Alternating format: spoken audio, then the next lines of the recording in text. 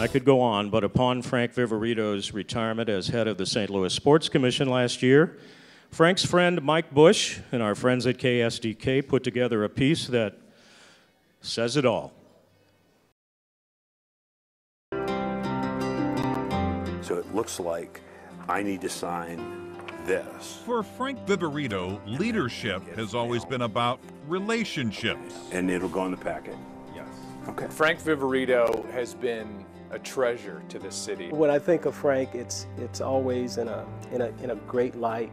His smile is always, it always lights up a room. Do we have a ticket sales update? As president of the Sports Commission, it's been his job to attract, create, and manage sporting events. So the responses are coming in. Which was a whole new frontier in the St. Louis area when he was hired in 1995. It was an interesting time. You know, it was the early years of the Sports Commission, and so we were really about raising money. So Frank, who had this wonderful personality, could talk to anybody, a great attention for detail, all of a sudden had to turn into a salesman.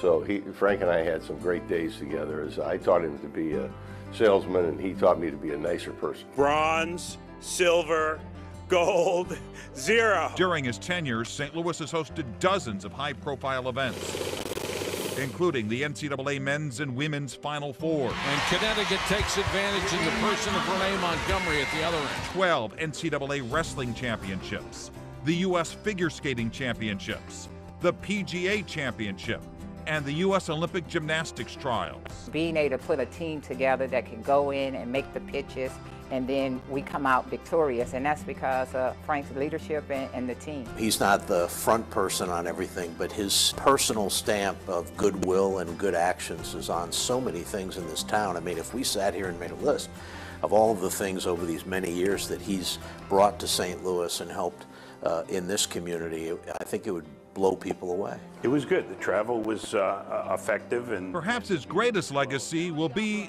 the Musial Awards. It's the Musial Awards, presented by Maryville University. It was his vision that turned a small annual dinner honoring sportsmanship into a nationally televised broadcast that creates ripples across the country. We're celebrating those who set an example of sportsmanship as it shines a light on the very best of humanity through athletics. And they're going to change the world. So thank you all for being here tonight. So in many ways, his legacy is going to be played out really for the rest of this century in the lives of 5 and 10 and 15 and 20 and 25-year-olds who are going to go on and do amazing things. And I can't think of a better legacy than that. Yes, a pretty legacy. What no more needs to be said, really. Ron Jacober has a great bio of Frank in tonight's program, and we'll do the interview. Now please welcome to the St. Louis Sports Hall of Fame, Frank Viverito.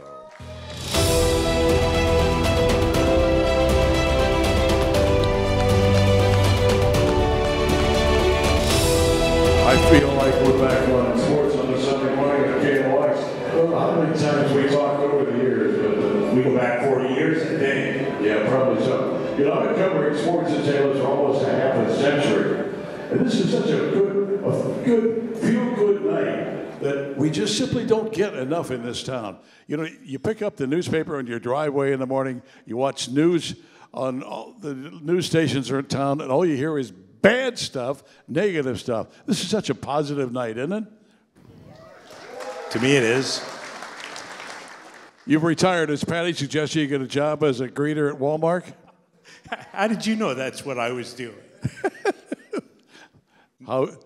How's retirement going, I guess? Retirement is wonderful. I have a new title with the Sports Commission. I'm the Chief Advisory Officer. Which means what? Which means I get to work one day a week and I have a nifty business card. Very good. And I love to help my successor, Mark Schreiber. He's been doing a terrific job, and I love the relationship that we've had for decades. How did a guy from New York wind up here?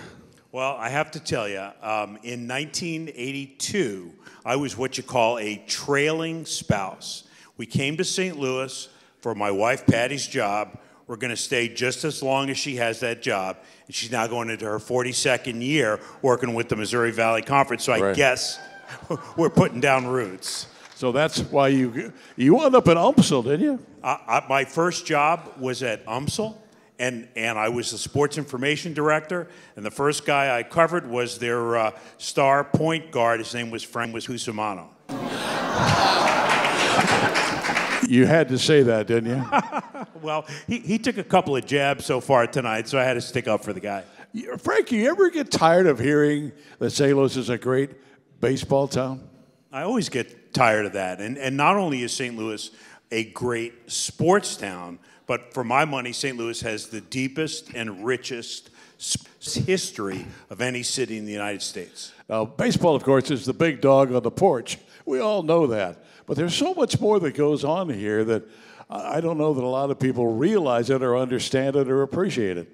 I think that's exactly right, and that's one of the niches that the Sports Commission has tried to fill, is to look at what's not here in the St. Louis sports landscape and add to it, and I point to wrestling. We've had 12 NCAA wrestling championships here in St. Louis. There's so many sports, so many wonderful sports that this community celebrates and supports. In the news business, we used to say, if it bleeds, it leads. The problem is that most of the stuff you see and hear and read about is negative, but there's so much positive stuff that goes on here. How do you sell St. Louis as the St. Louis Sports Commission? Well, you sell St. Louis by what you're talking about, that positivity, okay?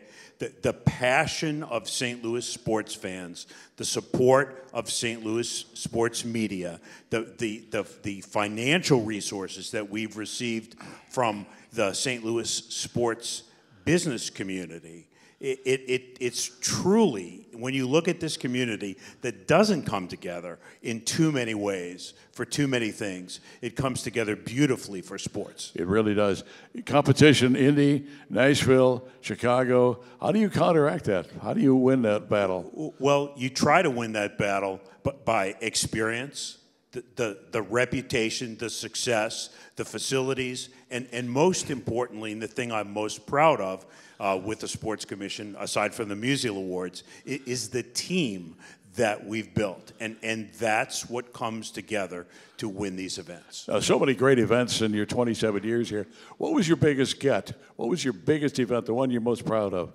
Oh, the biggest get had to be the NCAA men's Final Four in 05. And I don't think St. Louis has ever looked that good and felt that good about itself as it did that weekend. That was at the Dome, wasn't it? That was at the Dome, and I remember Bob Bowlesby, who was the chair of the NCAA men's basketball committee, he said at the press conference the day after the event, he said, "I love a city that under-promises and over-delivers." What was that your proudest moment? Was that my proudest moment? Oh, I mean, I've had so many wonderful moments, but I was proud of the community that day. I was proud of the community so often, and that has to be near the top. Where do we go from here? Well, I think we sort of dig deep. We try to come together as a region, and we try to bring back of events like a Final Four. We're the only dome in the country that's not in the rotation right now, and I'd love to see us back in contention for the biggest of events. What needs to be worked on, sports-wise, in the city to get things? What needs to be worked on? The two things that are most important to be worked on are facilities and revenue, and we've fallen behind in the revenue game. That I talk about the first time that we bid for the NCAA wrestling championships, there were 3 cities bidding for 3 years of events. We each got 1. This time around, there were 24 cities bidding for 4 years, and we didn't get an event. We're not only outbid, but usually it's that we're outspent. Is the development at the Dome and that convention center, is that helpful? It's not just helpful, it's very important, yes.